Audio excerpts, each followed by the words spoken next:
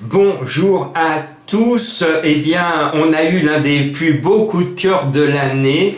Vous avez vu que mon numéro 2, ce mardi à Vichy, qui était dernier de mes confrères de la liste type de la presse, c'était mon coup de cœur. J'étais confiant. Je vous ai fait partager ma confiance. Je vous ai fait partager mon coup de folie. Le cheval a été super bien drivé. Il finit, alors je vais pousser toute la ligne droite. J'aurais aimé qu'il finisse troisième. Bon, je vais pas lui reprocher d'avoir été quatrième à 75 contre 1.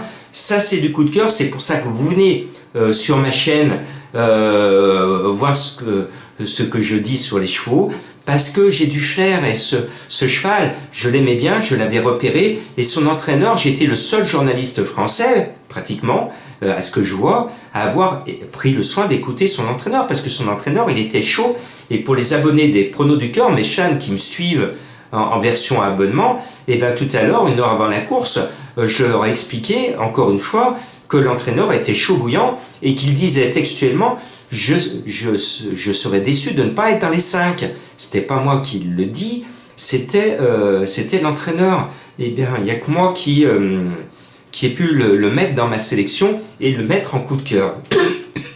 Alors, j'ai un petit virus actuellement avec Madame Colombo, mais ce n'est pas la Covid, on tousse depuis 15 jours, je serai un cheval, je resterai au box, et heureusement ce n'est pas la Covid, ce n'est pas contagieux, le seul virus que je peux vous transmettre, c'est celui de ma passion du cheval, mais par moments je suis victime de grosses quintes de tout, d'où ma voix un peu bizarre ces derniers temps. Bon, décidément, allez on revient aux chevaux, très beau coup de cœur, Madame Colombo deuxième avec Calimero, voilà, c'était, et puis pour faire entrer tous ces chevaux, j'ai été obligé d'enlever le 1. Voilà, c'est dommage.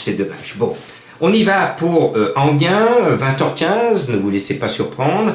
Et j'ai ma coqueluche régionale, je suis obligé de la mettre en tête.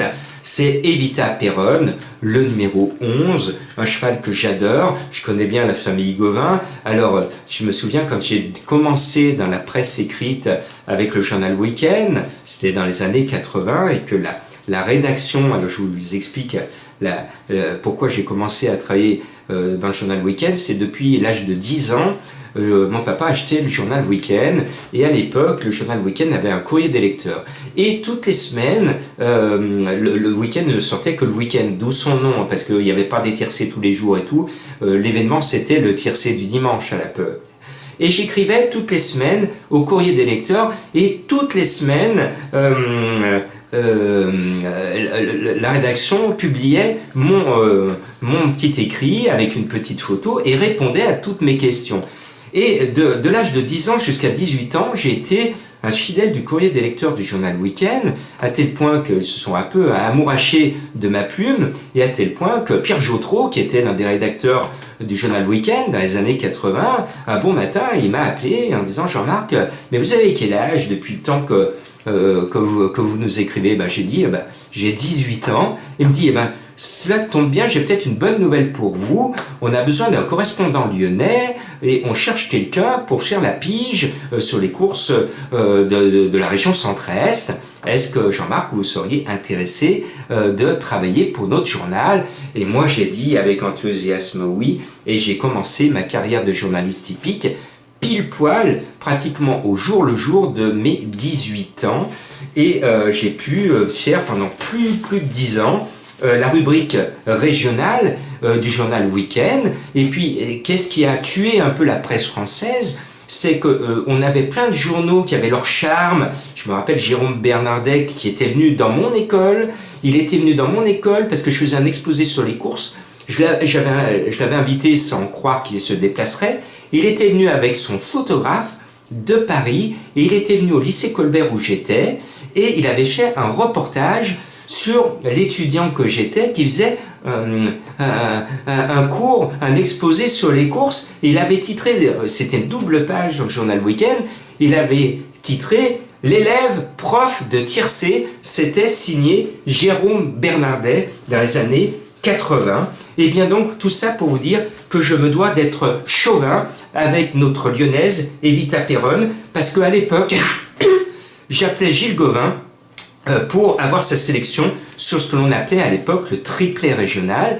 Et on s'appelait avec Gilles, et des fois le journal Week-end, pour remercier Gilles qui le faisait et gratuitement, lui envoyait une petite caisse de champagne, voilà, pour le remercier. Voilà, ça c'est la belle époque de la presse hippique. Maintenant on a tout recentré, et quand vous regardez des commentaires d'entraîneurs, que ce soit dans la Bible ou dans tous les autres journaux, c'est les mêmes commentaires. On a perdu la saveur de cette particularité d'avoir d'autres commentaires, d'autres enquêtes, d'autres réflexions. Et c'est pour ça que vous venez me voir, pour avoir cette autre analyse. Et bien cette autre analyse, je vous l'offre gratuitement sur cette chaîne, à plus de 70 000 abonnés gratuits. Et puis je fais un travail plus poussé, comme je le faisais avec le journal Week-end, sur toutes les courses avec plus d'informations, pour ceux qui me font l'honneur d'être mes fans et qui s'inscrivent en abonnement à 10 ou 30 euros, 10 euros la semaine ou 30 euros le mois, au prono du cœur. Bon, le 11 Evita Perron, vous savez pourquoi je le mets en tête. C'est le cœur qui parle.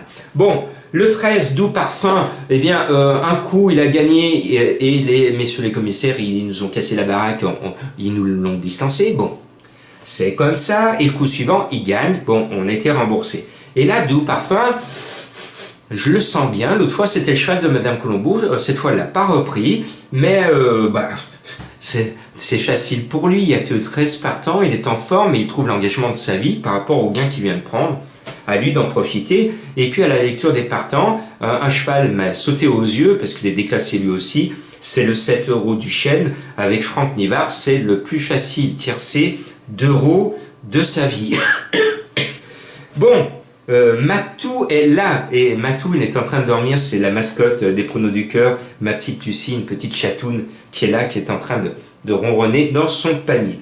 Le 10 Forum Mélois, eh bien on va tous le liker, parce que c'est un cheval que j'aime bien, c'est un boloche, un entraîneur que j'estime beaucoup, c'est un entraîneur qui respecte les chevaux, et quand il en sort un des box et qu'il le met dans le camion, c'est pour mission bien courir. Mission bien courir, c'est rare de voir des entraîneurs comme cela. C'est comme les Marmion au trot ou les Duval d'Estaing, toujours au trot. Ce sont des entraîneurs qui affinent les engagements, et un cheval ne sort de chez eux que dans l'ambition de faire quelque chose de bien ou de remplir une partie du contrat, sinon tout le contrat.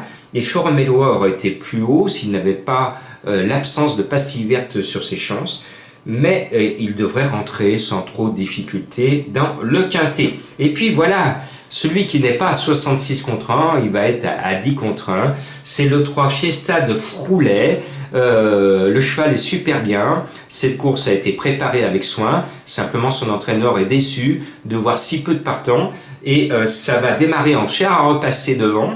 Ils ne sont que 4. Et donc, l'entraîneur modère son optimisme, parce qu'il sait que les chevaux des 25 mètres vont leur tomber tout de suite dessus, et c'est râpé d'avoir initialement 25 mètres d'avance. On l'a vu quand même ce mardi à Vichy, les chevaux du premier poteau, 4 devant aussi, 2 à l'arrivée, comme quoi la mission est possible de garder quelque chose en partant devant. Preuve par l'image, ce mardi à Vichy.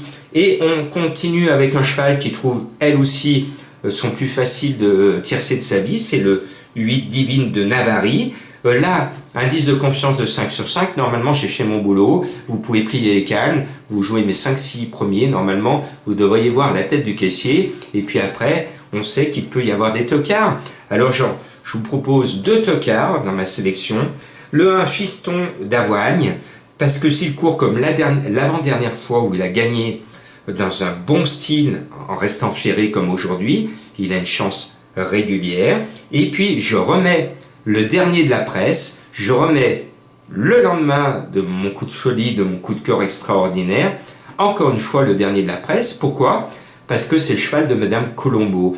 Et j'ai décidé, comme Madame Colombo vous a montré qu'elle était en forme, de lui faire encore confiance. Et je lui ai tendu le journal. Elle m'a dit, mais Jean-Marc, il y a un 0 autour de Coco du Ciré. Elle me dit, pourquoi tu as mis un 0 ? Ben oui, parce qu'il n'est jamais dans les 3 premiers depuis Bellurette. Donc quand je compte les places dans les 3, et quand un cheval n'a pas l'habitude de finir dans les 3 depuis Bellurette, généralement je raye. Donc quand il y a un 0, une flèche en bas, c'est le cas de Coco du Ciré, ce n'est pas bon signe. Et ben elle m'a dit, j'en ai rien. Je ne dis pas ce qu'elle a dit parce que ce serait pas poli.